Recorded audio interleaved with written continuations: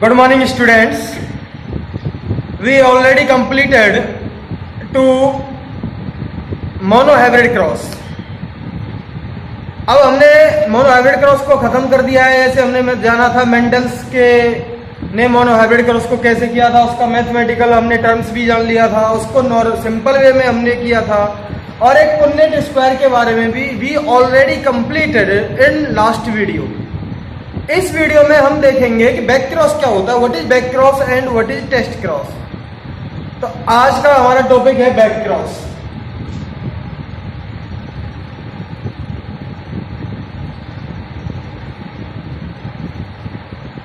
Back cross में क्या करते हैं कि किसी भी F1 जनरेशन का उसके पेरेंट से क्रॉस करा देते हैं, तो इसको हम क्या कहेंगे, बैक क्रॉस। जैसे अगर एक एग्जांपल लें, अगर कोई फादर अपनी बेटी से शादी कर ले तो उसे हम क्या कहेंगे, बैक क्रॉस। ऐसा हम प्लांट्स में करते हैं। तो बैक क्रॉस का सिंपल फंडा ये है, cross done between F1 generation and any of the parent.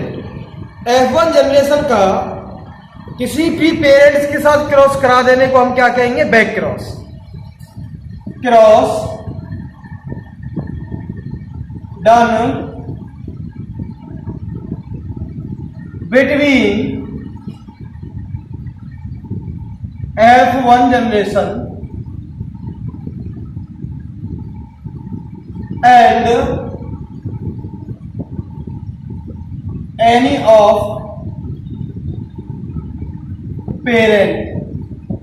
Parent में किसी का भी, और F1 जनरेशन में कोई एक लेंगे, उसका अगर पेरेंट से हम क्रॉस करा देते हैं तो उसे हम क्या कहेंगे, बैक क्रॉस। फॉर एग्जांपल ये देखिए आप, जैसे हमने ये प्लांट लिए थे कैपिटल टी स्मॉल टी, इनके गैमीट करेंगे कैपिटल टी और स्मॉल टी। अब इनको क्रॉस करवा दीजिए आप।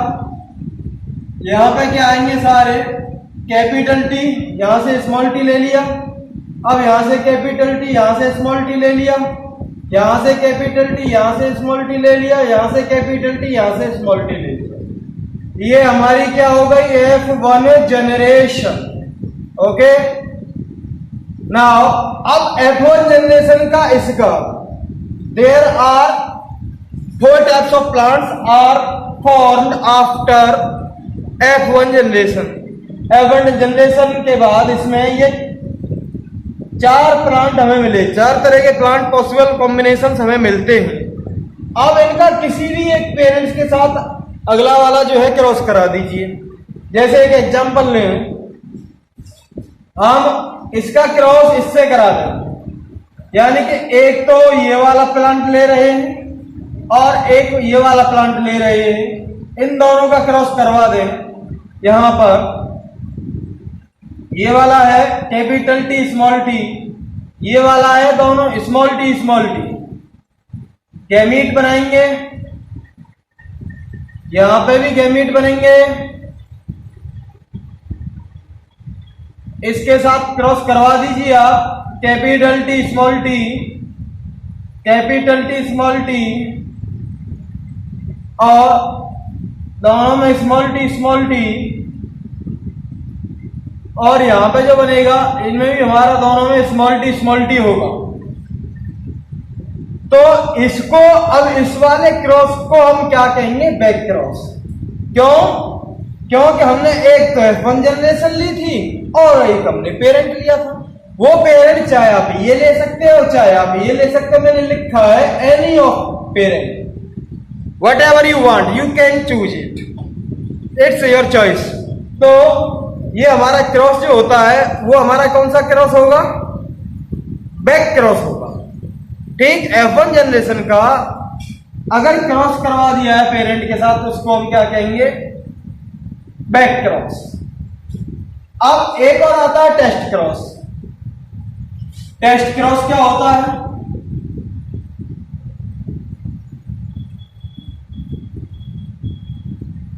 टेस्ट क्रॉस भी बड़ा गजब है। हम इसमें आइडेंटिफाई करते हैं कि जो टॉल है वो हेटेरोजाइगस कंडीशन में है, उसका जीनोटाइप, या फिर वो होमोजाइगस कंडीशन में है। जैसे एक एग्जांपल लें, ये कोई प्लांट है और उसका फिनोटाइप है टॉल,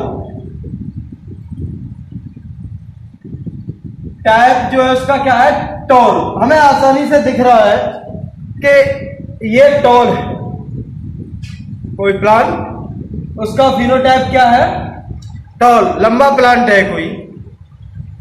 अब हम उसमें ये देखेंगे कि उसका जो जीनोटाइप है वो हेटेरोजाइगस कंडीशन में बोले तो टॉल की कहानी दो फॉर्म से हो सकती है, या तो ये ऐसे होगा कैपिटल टी, या फिर ऐसे भी होगा कैपिटल टी स्मॉल टी, दोनों ही केस में टॉल होगा। क्यों? अब हमको ये पहचानना है कि ये वाला जो प्लांट है वो होमोजाइगस कंडीशन में है, कैपिटल टी में है, या फिर हेटेरोजाइगस कंडीशन में है, capital T small T condition में है। ये हमको आइडेंटिफाई करना है। ओके, तो इसको देखेंगे। ये कैसे करेंगे? तो पहले इसकी थोड़ी सी डेफिनेशन लिख ली जाए टेस्ट क्रॉस की, और फिर आप उसे समझना कि क्या लोचा है जो हमने नहीं सोचा है। अब देखिए, cross done any of the dominant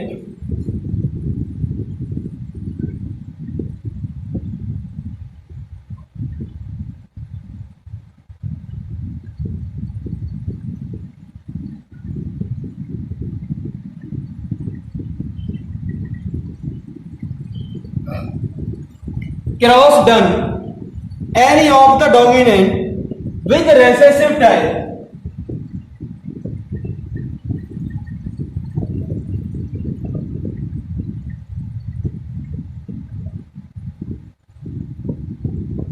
any of the dominant का मतलब है यहां पर कि चाहे वह कैपिटल टी हो या फिर कैपिटल टी स्मॉल टी हो, cross done any of the cross done between, ये आ जाएगा any of the dominant and with recessive type. ठीक, use to know that genotype of dominant, use to know that genotype of dominant, genotype dominant का heterozygous है या फिर homozygous है। Use to know that genotype of dominant is homozygous और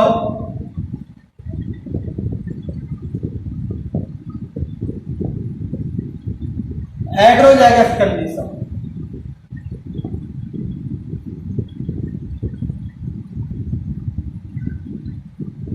cross करवा रहे हैं किसी भी डोमिनेंट का रेसेसिव के साथ। रेसेसिव तो आप जानते हैं एक ही कंडीशन का होगा, स्मॉल स्मॉल होगा। फॉर एग्जांपल हाइट में ले तो स्मॉल टी। क्रॉस करवा रहे हैं किसी भी डोमिनेंट का रेसेसिव के साथ, क्या जानने के लिए कि डोमिनेंट का जीनोटाइप वो होमोजाइगस कंडीशन का है या फिर हेटेरोजाइगस कंडीशन का है।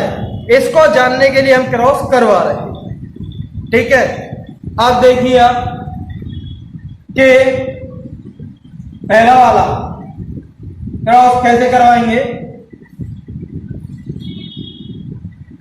अगर डोमिनेंट हमारा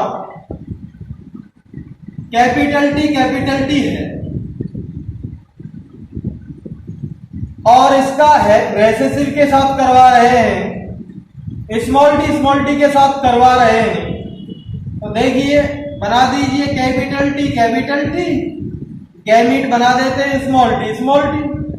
पहले का पहले से मिलाया कैपिटल टी स्मॉल टी, दूसरे का मिलाया कैपिटल टी स्मॉल टी, पहले इसका दूसरे का पहले के साथ मिलाया कैपिटल टी स्मॉल टी, इसका इसके साथ मिला दिया कैपिटल टी स्मॉल टी। ये हमारी कहानी हो गई। अगर कंडीशन आती है और ये हमारा जो डोमिनेंट है इस कंडीशन का होगा, तो जो F1 जनरेशन बनेगी उसमें सारे plants, all plants are tall, सारे प्लांट जो हैं टॉल होंगे। टॉल दिख रहे हैं, ऑल प्लांट्स आर टॉल, सारे प्लांट्स टॉल होंगे। ठीक है, अगर हमने ये कंडीशन देखी, और हो सकता है वो जो है डोमिनेंट, एक और कंडीशन का हो सकता है बोले तो कैपिटल टी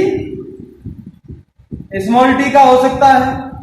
रेसेसिव के साथ क्रॉस करवा रहे हैं, स्मॉल टी के साथ क्रॉस करवा रहे हैं।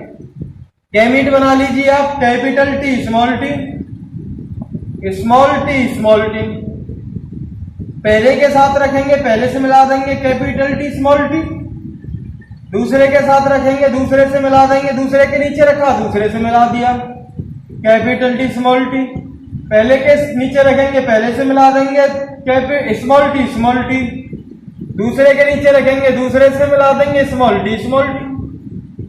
तो यहां पर कैसी कंडीशन बनेगी, ये जो दो प्लांट है वो टॉल बनेंगे और ये जो दो प्लांट है वो ड्वार्फ बनेंगे। यानी कि यहां पर जीनोटाइपिक रेशियो या फिर फिनोटाइपिक रेशियो 1:1 आएगा। 2:2 दोनों को काट देंगे तो 1:1 होगा फाइनली। यानी कि हाफ प्लांट, ये हमारी F1 जनरेशन हुई, हाफ प्लांट्स का मतलब है number of half plants are tall and remaining half plants are dwarf.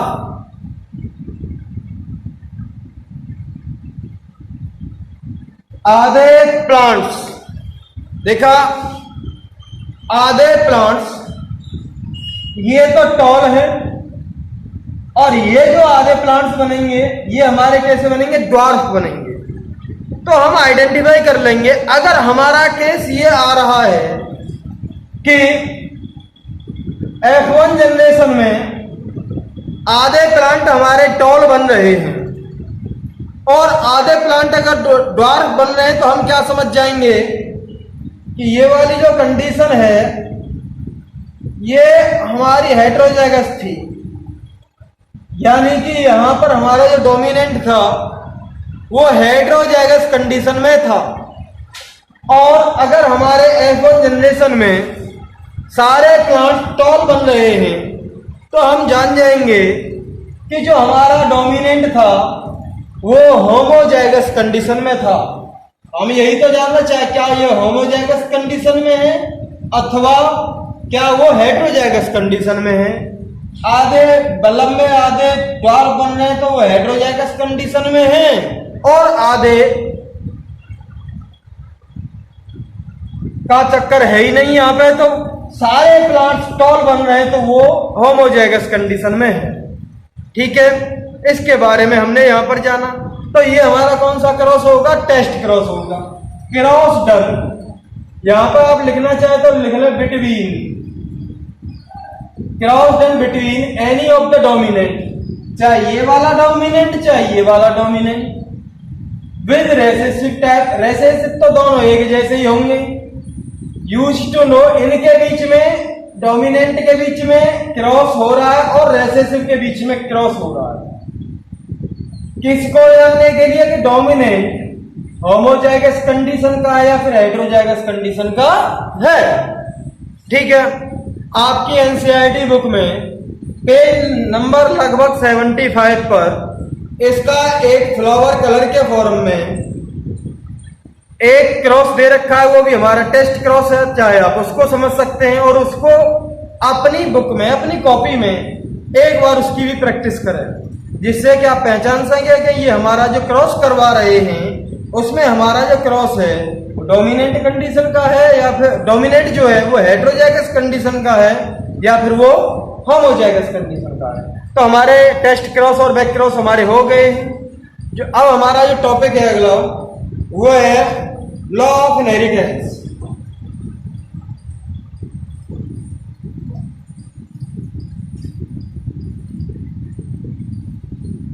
कुछ इनहेरिटेंस के हम लॉ के बारे में देखेंगे जो हमारे मेंडल ने दिए थे, बेचारा करते करते मेंटल हो गया था। तो ये भी कहानी देखेंगे आप, लॉ ऑफ इनहेरिटेंस।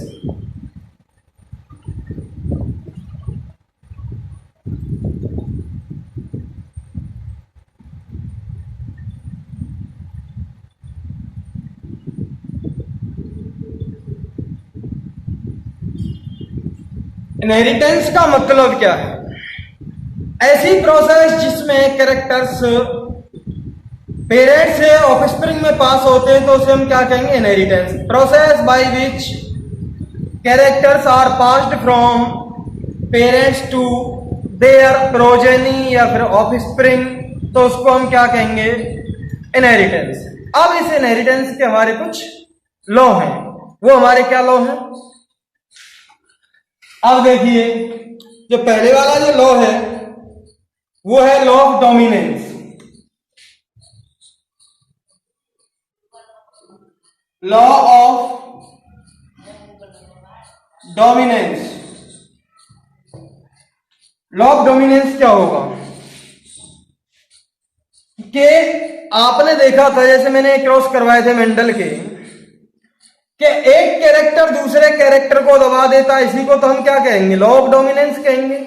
कौन सी कंडीशन में दबाएगा? जब दोनों डिफरेंट कलर की, दोनों डिफरेंट हमारे कैरेक्टर होंगे, दोनों डिफरेंट हमारी एलील होंगी, जभी तो एक एलील दूसरी एलील को दबा देगी। जैसे मैंने आपको लास्ट वीडियो में भी बताया है कि अखाड़े में पहलवान, एक पहलवान दूसरे पहलवान को पीट देता है। जो पहलवान पीट देता है उसे हम क्या कहेंगे? डोमिनेंट। और जो पिट जाता है उसको हम क्या कहेंगे? रेसिसिव। ठीक है, तो इस केस में आप देखेंगे हेटेरोजाइगस कंडीशन में आती है, डिसिमिलर कंडीशन में आती है। इन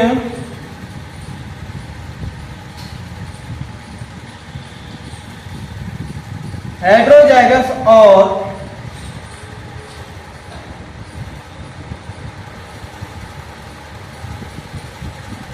डिसिमिलर कंडीशन, हेटेरोजाइगस या डिसिमिलर कंडीशन में one allele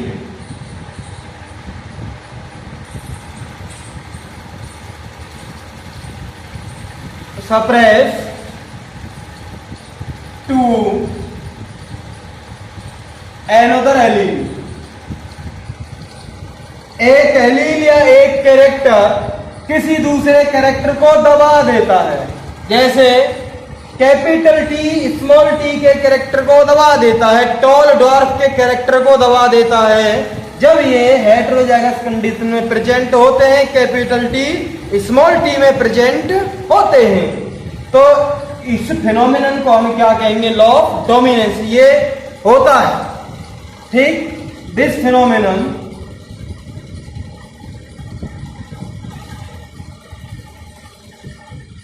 is called law of dominance।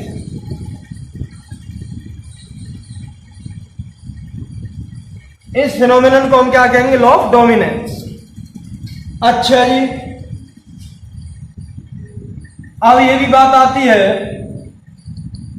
कि जो कैरेक्टर दबा देता है उसको हम क्या कहेंगे? डोमिनेंट। और जिसका दब जाता है उसको हम क्या कहेंगे? रेसिसिव। कैरेक्टर या एलील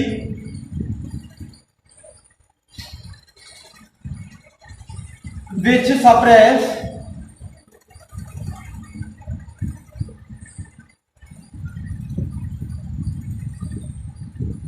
टू एनदर, जो दूसरे को दबा देता है।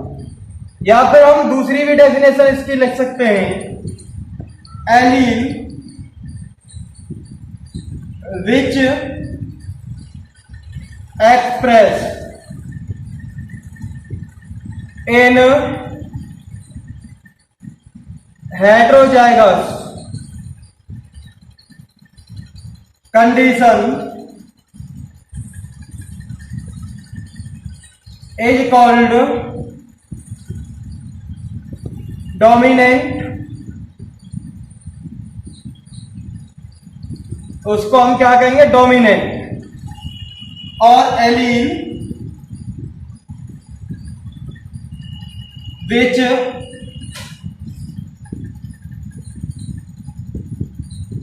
Suppressed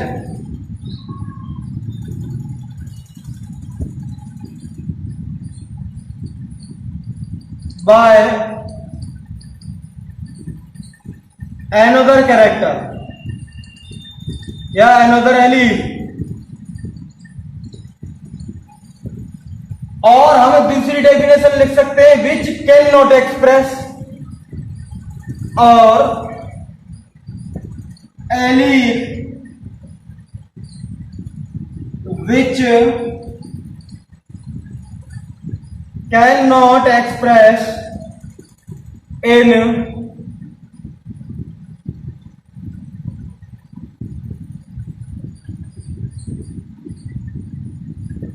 heterozygous condition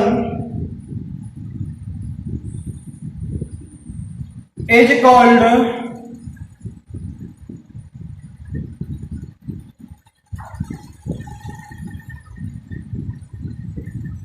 recessive। दो बात आगे, वैसे मैंने रेसेसिव की और डोमिनेंट की ऑलरेडी डेफिनेशन लिखा दी है आपको।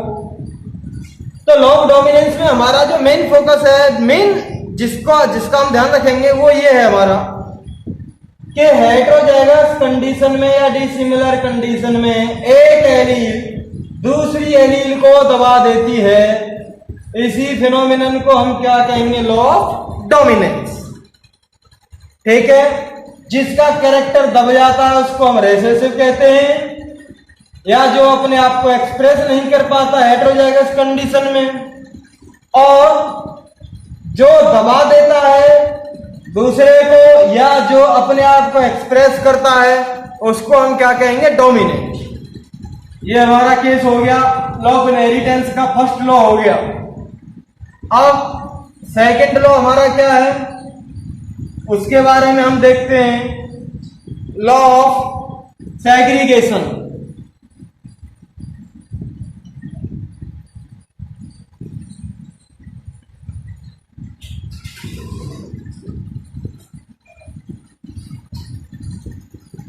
Law of segregation. अब ये आता है सेग्रीगेशन का क्या मतलब है भाई। आपने देखा होगा जब मैं क्रॉस करता हूं तो कैरेक्टर्स को, एलील्स को सेपरेट करता हूं। सेग्रीगेशन का मतलब है सेपरेट करना। फॉर एग्जाम्पल मैं ये क्रॉस कर रहा हूं, ये एक प्लांट है, दूसरा ये वाला प्लांट है, या फिर स्मॉल स्मॉल वाला ले लो, ये वाला प्लांट है। अब मैं जब इसके क्रॉस करूंगा तो इनको अलग अलग करूंगा, कैपिटल को इसमें अलग करूंगा, स्मॉल को ऐसे अलग करूंगा। तो मैं अलग कर रहा हूं, ये इसलिए किया जाता है क्योंकि हम यहां पर इनके गैमीट्स बना रहे हैं, और जब गैमीट्स बना रहे हैं तो इनको अलग करना पड़ता है। जब भी हम आगे इसको क्रॉस करेंगे, क्योंकि सेक्सुअल रिप्रोडक्शन में जब आप किसी में रिप्रोडक्शन करवा रहे हैं तो उसमें पहले गैमीट्स बनेंगे, और गैमीट्स उसके बाद आपस में फ्यूज होते हैं। This process is called fertilisation, and fertilisation lead to formation of zygote. Zygote further develop into embryo which develops young ones. तो यहां पर आगे की कहानी क्या आती है कि जैसे भी हम सेक्सुअल रिप्रोडक्शन करवा रहे हैं तो हम कैरेक्टर्स को, एलील्स को, जीन्स को सेपरेट करवाते हैं। इसी को हम क्या कहेंगे, लॉ ऑफ सेग्रीगेशन। ठीक है, ये वाली कहानी हमारी आनी चाहिए।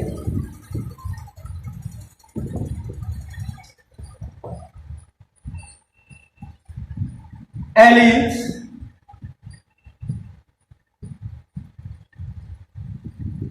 are separate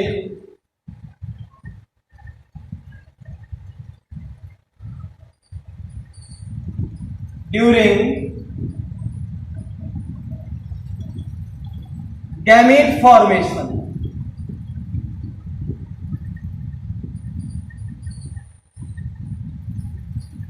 Alice gamete formation के दौरान सेपरेट होती हैं. दिस